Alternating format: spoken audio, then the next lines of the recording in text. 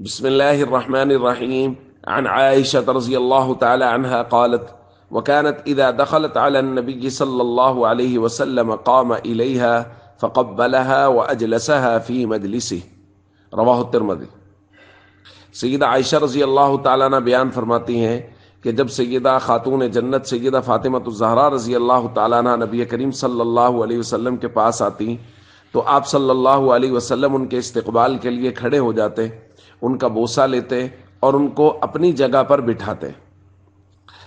دوستو، کیا ہی عظیم شرف اور فضیلت اور قسمت اللہ تعالیٰ نے سیدہ فاطمہ رضی اللہ تعالیٰ عنہ کو نصیب فرمائی کہ پوری کائنات محمد کریم صلی اللہ علیہ وسلم کے استقبال کے لیے کھڑی ہوتی ہے، اور محمد کریم صلی اللہ علیہ وسلم اپنی سب سے چھوٹی بیٹی سیدہ فاطمہ رضی اللہ تعالیٰ عنہ کے استقبال کے لیے کھڑے ہو رہے ہیں۔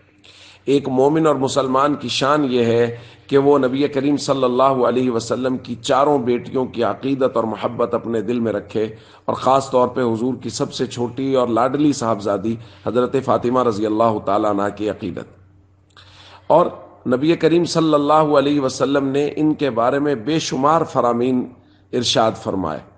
ایک روایت میں فرمایا: اما ترضین ان تکونی سیدۃ نساء اہل الجنہ، فاطمہ آپ اس بات پر راضی نہیں کہ آپ جنتی عورتوں کی سردار ہوں گی؟ اور ایک کمال اللہ تعالیٰ نے ان کو یہ بھی نصیب فرمایا کہ حضور کا نسب ان کے ذریعے سے جاری ہوا، اور اللہ تعالیٰ نے حسنین کریمین جیسے شہزادے ان کو نصیب فرمائے۔ مشہور قول کے مطابق 3 رمضان المبارک سیدہ فاطمہ رضی اللہ تعالیٰ عنہ کا یوم وفات ہے۔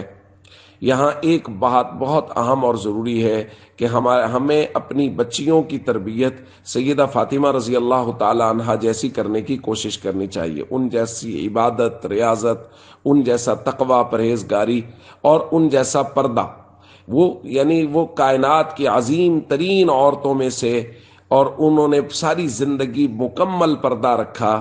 تو کچھ خواتین کہتی ہیں جی پردہ دل کا ہوتا ہے، آپ بتائیے سیدہ فاطمہ رضی اللہ تعالیٰ عنہ سے پاکیزہ دل کس کا ہوگا کہ وہ بھی ساری زندگی، اور یہاں تک کہ انہوں نے وفات کے بعد کی بھی وصیت کی کہ میرے پردے کا اور میرے کفن کے پردے کا بھی خیال کیا جائے۔ تو اس لیے ہمیں اپنی بچیوں کی تربیت اس طرح کی کرنی ہے جس طرح کی سیدہ فاطمہ رضی اللہ تعالی عنہا کی تربیت تھی، اور ہمیں کوشش کرنی ہے کہ ہماری بچیاں ان کے نقش قدم پر چلیں۔ سوشل میڈیا اور دیگر چیزوں کی وجہ سے ہماری بچیوں کی جو آئیڈیل شخصیات ہیں وہ بدل رہی ہیں، وہ ٹی وی ایکٹریسز اور اس طرح کی چیزوں کو اپنا آئیڈیل بنا رہی ہیں۔ ہمیں چاہیے گھروں میں سیدہ فاطمہ رضی اللہ تعالی عنہا، بنات نبی صلی اللہ علیہ وسلم، ازواج مطہرات کے قصے بیان کریں، ان کی حکایات بیان کریں، ان کے عبادت، تقوی اور طہارت کا بیان کریں، تاکہ ہماری بیٹیوں کو ان جیسا بننے کا شوق پیدا ہو۔ والسلام علیکم ورحمۃ اللہ وبرکاتہ۔